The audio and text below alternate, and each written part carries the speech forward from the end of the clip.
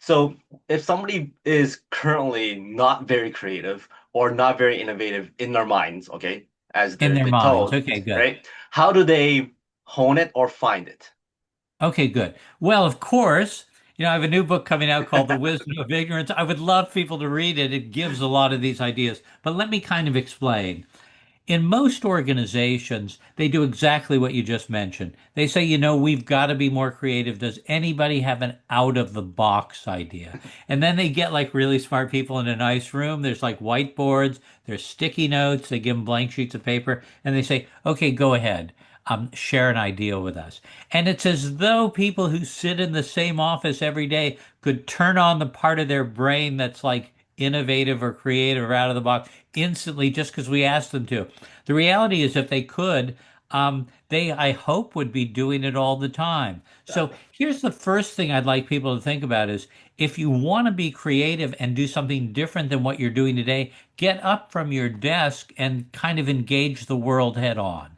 So get up and get out, get energized, wander through a city, wander through a park, go to a museum, go to a concert, go to a new business, go someplace where there's a spark of a new idea that's going to get you thinking. So that's the first thing. But let's go back for a second because, a lot of companies also think that just asking people to be innovative is going to get them to be brilliant in the right way. First, it's not going to get them to be brilliant, but in the right way. So I'm coming back from giving a speech in Bangalore in India, and my plane transfers in Delhi. And at the Delhi airport, there's a table with a box that says, "Do you have any ideas for the airport? If so, put them in here."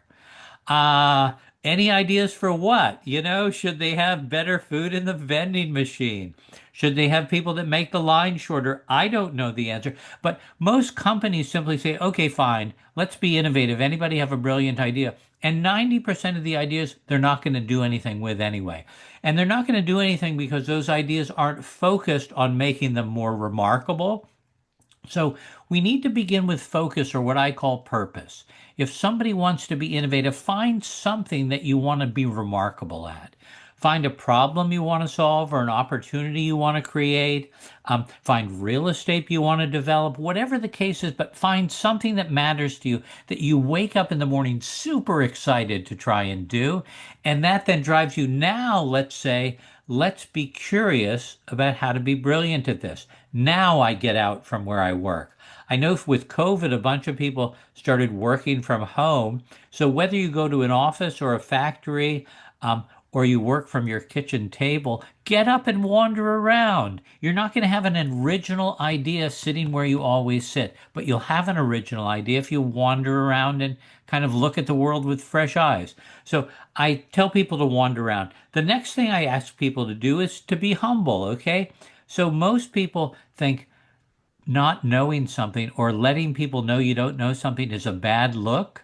I think it's a superpower because the reality is none of us know very much. The world is moving by really fast and we need to get with the program. And the way we get with the program is by acknowledging we don't know exactly what's going on, but we're going to figure it out.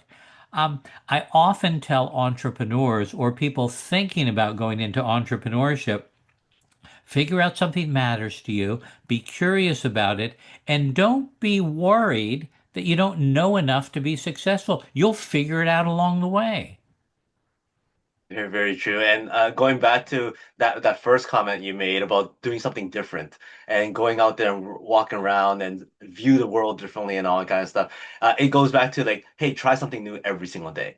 And when it comes to creativity, it's kind of based on your experiences and your environment and the exposure that you get, and you kind of copy and paste what works here, what works there, try this over here, and all of a sudden you're creative, right? So going out there trying different things is so important. Yeah, and creativity is so let me share something else that I'd love people to think about. So I mentioned you don't have to know a ton to be innovative. In fact, 99%, what I call the 99% rule, 99% of all new ideas are based on someone else's thinking or something found in nature. This is true throughout the course of human history. So the reality is people don't invent things entirely from scratch. Imagine this. My guess is a lot of your listeners use Uber, either Uber to get a ride or Uber Eats because they want food brought to them because they don't want to take their pajamas off, whatever the case is. Uber is not, Uber is like an original idea, yes, kind of, sort of, but it's an original idea because it put a bunch of ideas together, okay? Uber is better than a taxi, but it's kind of based on the idea of getting a shared ride, a taxi. Two friends didn't know anything about the taxi business, looking for a taxi cab in Paris in the winter, can't find one. They suddenly say to themselves, there's something, the 99% rule, that exists now called GPS or GIS technology, global positioning systems. I can take somebody who needs a ride and attach them to somebody who has a car and bring those people together. Um, and then they can have a ride. That's what Uber is. It's a better form of a taxi service. Did they invent taxis? No. Did they invent the technology that drives it? No. But they put those things together. So, as you said, when you get out and look around, you have more dots to connect, Mhm. right? And so Exactly. find dots that are inspiring and connect them to the challenge you face. How is success like a safari? Absolutely.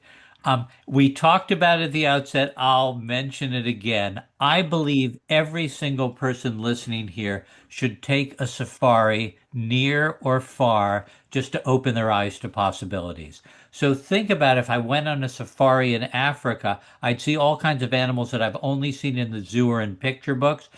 I would imagine or understand kind of the world they live in. I want people to go into cities, parks, wherever, take a safari with their eyes wide open, imagining that anything were possible and that they just need to find ideas that will make them more remarkable. Nicely done. So that's how success is like a safari.